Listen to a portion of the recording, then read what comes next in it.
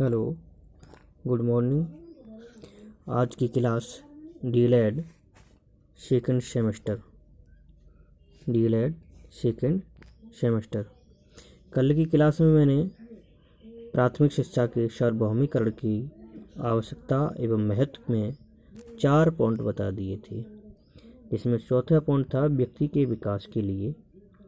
उसमें बताया था शिक्षा का सार्वजनिकरण व्यक्ति के विकास हेतु एक निश्चित आयु एवं अवधि तक शिक्षा प्राप्त करने के लिए महत्वपूर्ण है। मनुष्य को समाज की एक धारा में शिक्षा की अनिवार्यता से जोड़ सकती है। आज पांचवा पॉइंट है आपका, जिसमें आपका 5वें पॉइंट में है जनतंत्र को सफल बनाने के लिए हम अपने जनतंत्र को कैसे सफल बनाएंगे, इसके बारे में हम बताएंगे आपको। तो जनतंत्र की सफलता के लिए सार्वभौमिकरण में प्राथमिक शिक्षा का महत्व प्रोफेसर डॉक्टर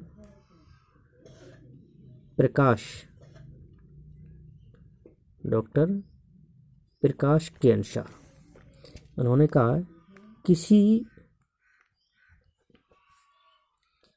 किसी भी प्रजातांत्रिक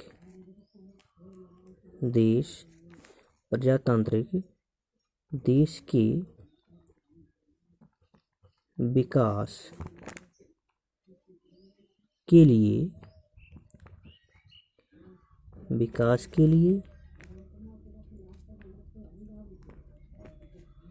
शिक्षा का अधिक प्रसार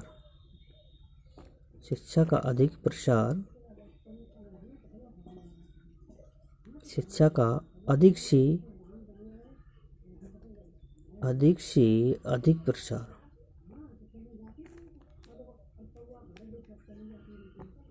प्रसार आवश्यक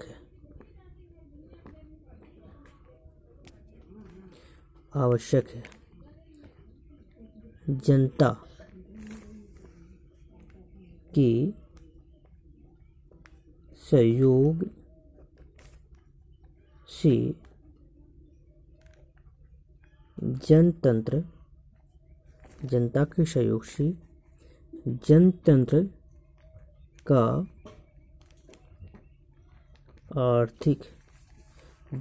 का आर्थिक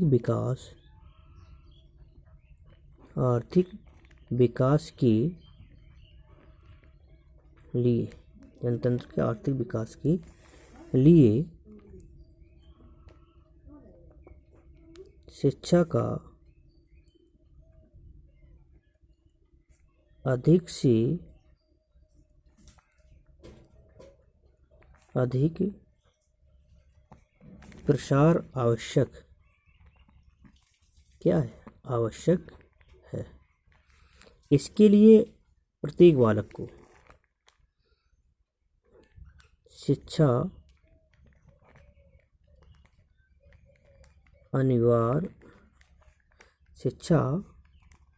अनिवार्य रूप से देश के प्रत्येक व्यक्ति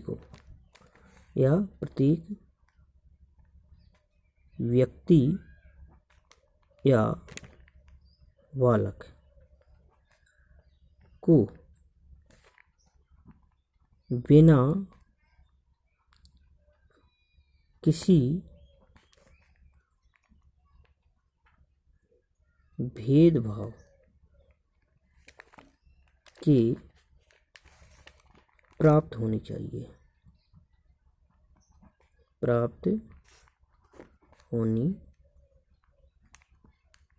चाहिए। फिर से समझ लें क्या कहा गया। डॉक्टर प्रकाश ने कहा किसी भी प्रजातांत्रिक देश के विकास के लिए शिक्षा का अधिक से अधिक प्रसार आवश्यक है। जनता के सहयोग से जनतंत्र का आर्थिक विकास के लिए शिक्षा का अधिक से अधिक प्रसार आवश्यक। शिक्षा अनिवार्य रूप से देश के प्रत्येक व्यक्ति या बालक को बिना किसी भेदभाव के प्राप्त होनी चाहिए। तो बात समझ में आ गई कि बिना किसी भेदभाव से शिक्षा प्राप्त होनी चाहिए। दूसरा पॉइंट है आपका, छठवां पॉइंट है राजनीतिक जागरूकता के लिए। इसमें कहा गया है कि सर्व शिक्षा के लिए, समझ लें इसको,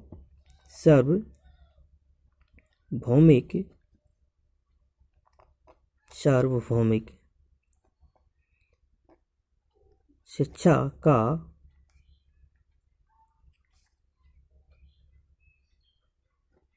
इसलिए भी महत्व कि नागरिकों में कर्तव्य और अधिकारों के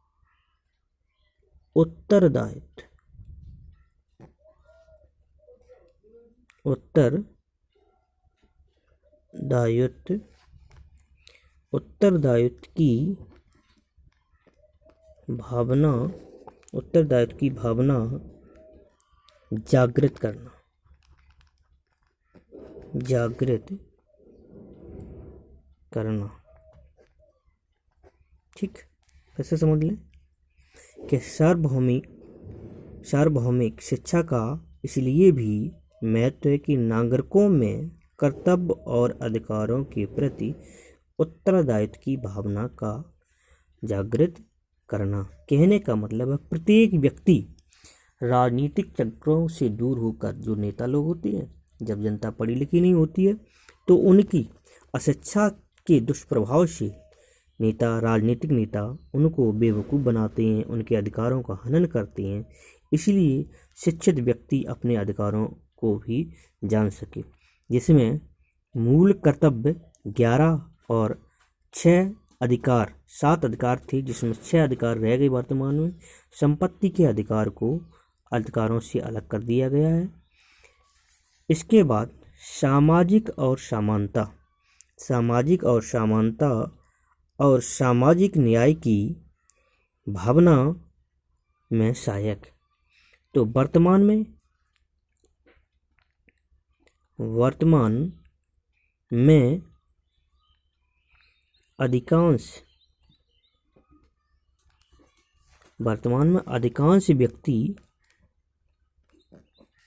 अधिकांश व्यक्ति कैसे हैं?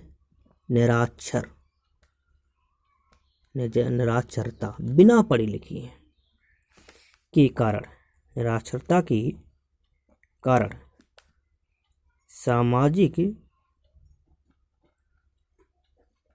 सामाजिक भेदभाव के फलस्वरूप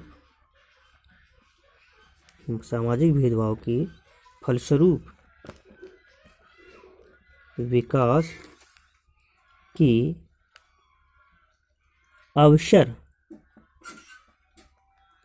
के अवसर का लाभ नहीं उठा पाते। वे सब सामाजिक का वो लाभ नहीं उठा पाते हैं। वे निराक्षरता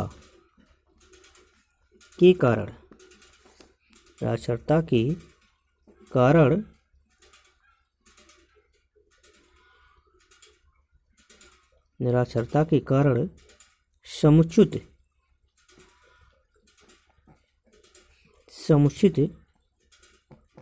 विकास नहीं कर पाते। नहीं कर पाती। कहने का मतलब है, फिर से समझने को, कि वर्तमान में अधिकांश व्यक्ति निरक्षरता के कारण सामाजिक भेदभाव के फलस्वरूप विकास के अवसर का लाभ नहीं उठा पाते। वे निरक्षरता के कारण समुचित विकास नहीं कर पाती। कहने का मतलब है, सरकार जो भी पैसा ग्रामीण क्षेत्रों में विकास के लिए बेचती है, ग्रामीण क्षेत्रों में जो लोग पढ़े लिखे नहीं होते हैं, उनका पैसा या उनका लाभ शिक्षित व्यक्ति उठा लेते हैं और उनको थोड़ा लाभ देकर उनको संतुष्ट कर देते हैं, क्योंकि उन्हें अपने अधिकारों के बारे मालूम नहीं होता कि उनका कितना अधिकार है, क्या नहीं है। इन चीज़ों को देखते हुए उनका हमेशा शोषण होता रहता है। लास्ट पॉइंट आपका है, सांप्रदायिकता के विकास के लिए आवश्यक।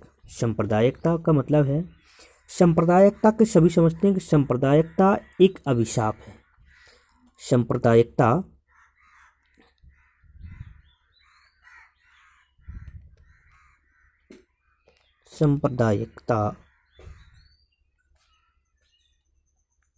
एक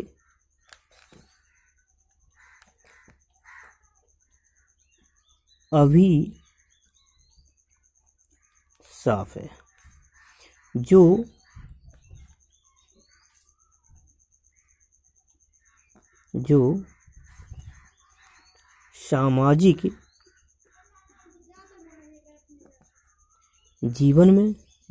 सामाजिक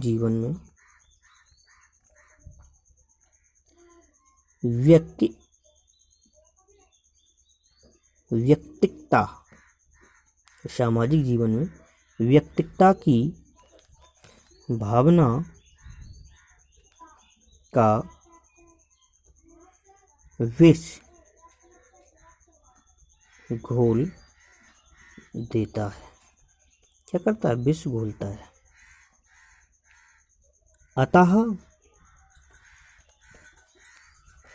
अतः राष्ट्रीय जीवन में सांप्रदायिकता की विष को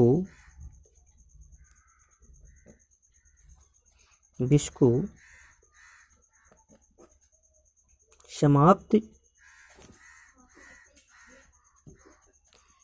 करने के लिए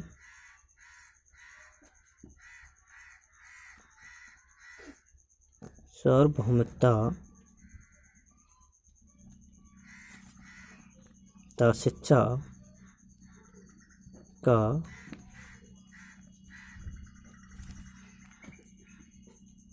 प्रसार करना